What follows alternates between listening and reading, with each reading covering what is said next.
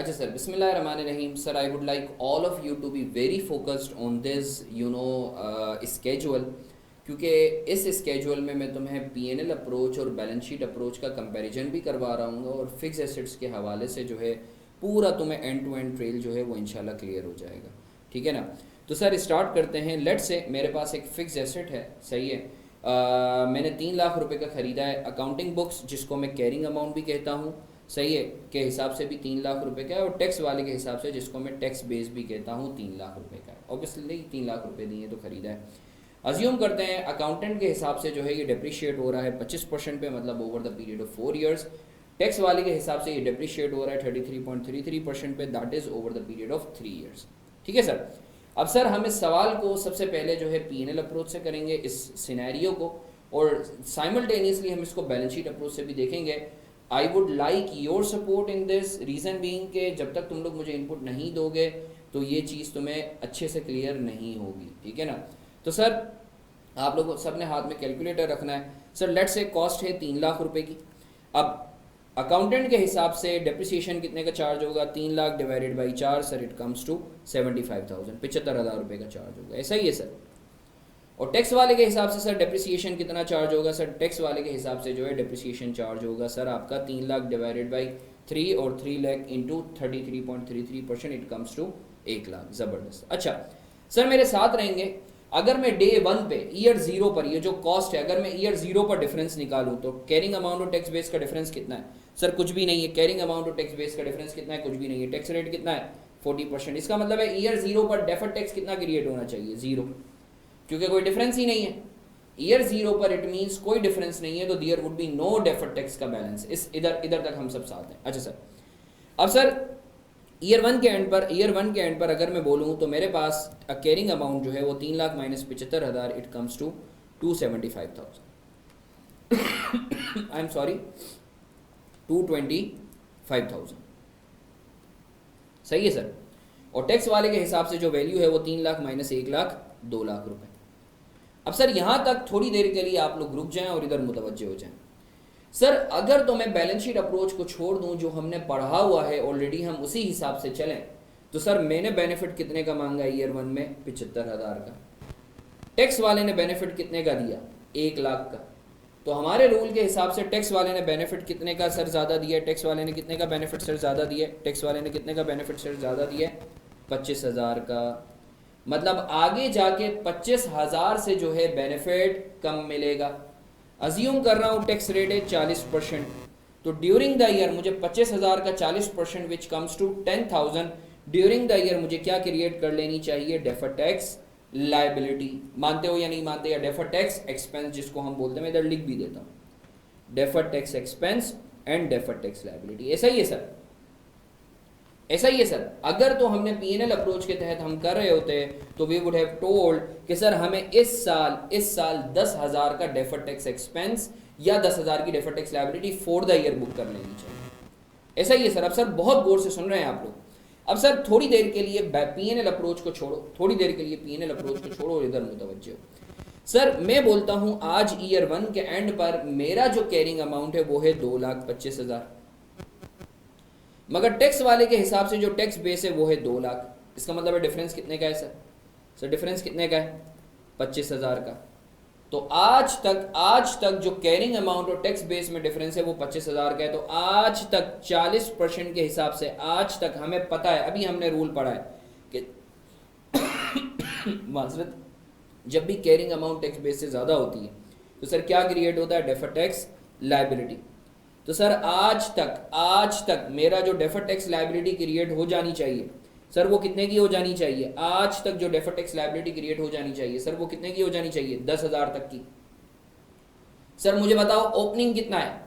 Opening deferred tax liability कितनी है sir? Opening कितनी है? 0। मुझे आज पहुंचना है डेफर्ड टैक्स लायबिलिटी के 10,000 के बैलेंस पर। तो मैं ड्यूरिंग द ईयर ऐसा क्या करूंगा? मैं ड्यूरिंग द ईयर क्या करूं कि मैं 10,000 पे पहुंच जाऊं? सर आप एक काम करें, ड्यूरिंग द ईयर 10,000 से डेफर्ड टैक्स एक्सपेंस बुक कर लें और तुम देख सकते हो 10,000 से पीएनएल अप्रोच के तहत डेफर्ड टैक्स एक्सपेंस ही आ रहा है। मैं उम्मीद कर रहा हूं सर आपको क्लैरिटी, मैं उम्मीद कर रहा हूं सर आपको clarity. Any question? Any question sir? Can we move on? आपने देखा बैलेंस शीट अप्रोच और पीएनएल अप्रोच दोनों के तहत आंसर 10,000 ही आ रहा है। बस बैलेंस शीट अप्रोच में एज ऑफ आज तक और पीएनएल अप्रोच में आपका फॉर द ईयर आता है। अच्छा सर ईयर 2 आ गया, ईयर 2 आ गया सर, फिर ईयर 2 में अकाउंटेंट ने कितने का डिप्रिसिएशन चार्ज किया होगा सर? अकाउंटेंट ने डिप्रिसिएशन चार्ज किया होगा सर 75,000 का, ऐसा ही है सर। टैक्स वाले के हिसाब से जो डिप्रिसिएशन है वो कितने का है? 1 लाख का।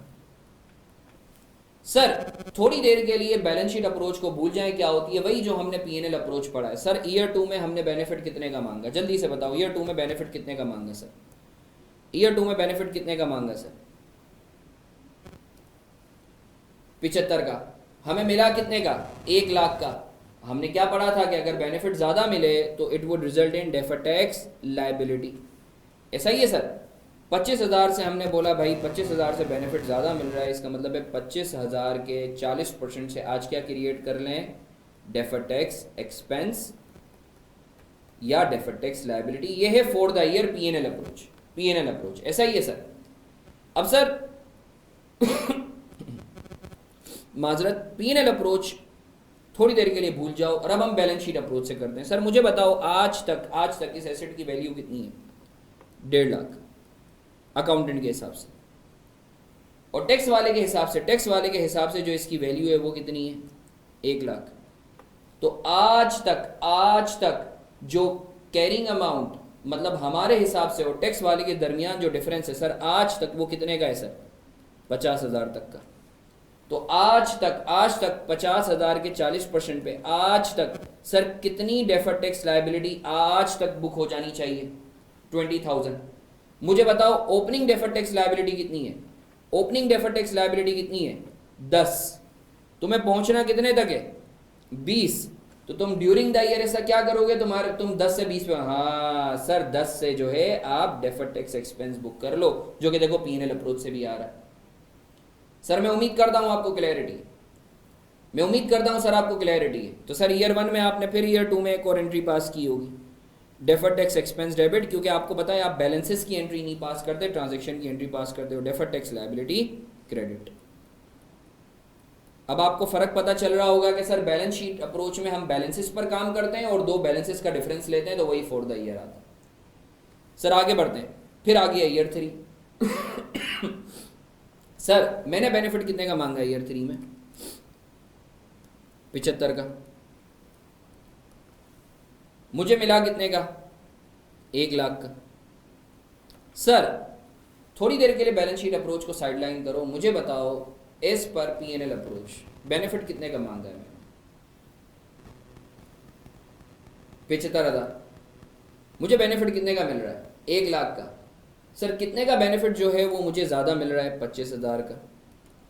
इसका मतलब सर 25,000 से मुझे क्या क्रिएट कर लेनी चाहिए फॉर द ईयर? हम पढ़ते हुए हैं डेफर्ड टैक्स लायबिलिटी और दूसरी तरफ डेफर्ड टैक्स एक्सपेंस। कितने से सर? 10,000 से। डेफर्ड टैक्स एक्सपेंस डेबिट और deferred tax liability credit for the year, जो कि हम करते हैं। अच्छा सर अब थोड़ी देर के लिए हम इसको भूल के हम बैलेंस शीट अप्रोच पे जाते हैं, सही है?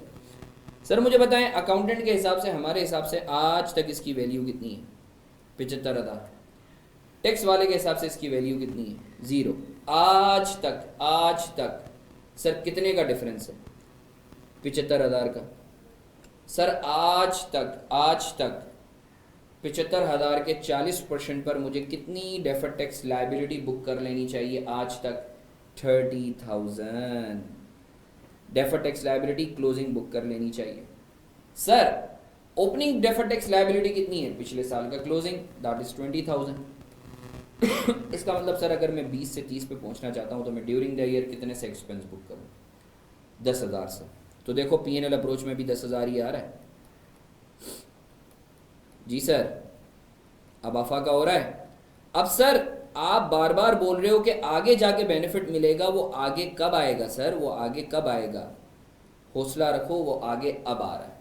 अब ये जो ईयर 4 होगा ना, यानी I would say that would be last nail in the coffin, कि ये जो है ना अब तुम्हें जो है वो समझ में आ जाएगा, ठीक है ना? तो I would like all of you to be very focused. ये जो चीज़ अभी मैं तुम्हें बताने के लिए जा रहा हूँ ईयर 4। अच्छा सर ईयर 4 में हमने डेप्रिसिएशन चार्ज किया 75 का, तो वैल्यू कितनी हो गई 0। टैक्स वाले ने कोई डेप्रिसिएशन चार्ज नहीं किया। सर पीएनएल अप्रोच के तहत जल्दी से मुझे बताओ सर 75,000 का हमने बेनिफिट मांगा, 75,000 का हमने बेनिफिट मांगा। सर ये बहुत गौर से सुनना, now here in this year 4 your all concepts would be clear. Sir हमने बेनिफिट मांगा है 75 का, हमें बेनिफिट कितने का मिला है? सर कुछ भी नहीं मिला। तो हमारा रूल जो मैं तुम्हें बताता था कि सर अगर बेनिफिट नहीं मिला मतलब आगे जाके बेनिफिट मिलेगा। तो 75,000 के 40% पर 75,000 का 40% लो कितना आता है सर? 30,000 का मुझे आज क्या बुक कर लेना चाहिए? 30,000 की सर मुझे आज क्या बुक कर लेनी चाहिए? डेफर्ड टैक्स इनकम और डेफर्ड टैक्स एसेट या लायबिलिटी बोल दो, एक ही बात है। डेफर्ड टैक्स इनकम और डेफर्ड टैक्स इनकम है ना मेरी एक तरीके से 30,000 की, क्योंकि मुझे बेनिफिट आगे जाके मिलेगा। अब सर बहुत गौर से सुनेंगे, यहां आपको एक बड़ी इंटरेस्टिंग बात पता चलने वाली है। सर ईयर 4 के एंड पर मेरे हिसाब से कितनी वैल्यू? 0। टैक्स वाले के हिसाब से कितनी वैल्यू? 0। इसका मतलब है आज तक डिफरेंस कितना है? कुछ भी नहीं।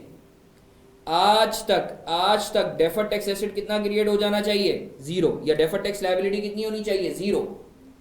मेरा जो ओपनिंग डेफर्ड टैक्स लायबिलिटी है वो कितनी आ रही है? 30।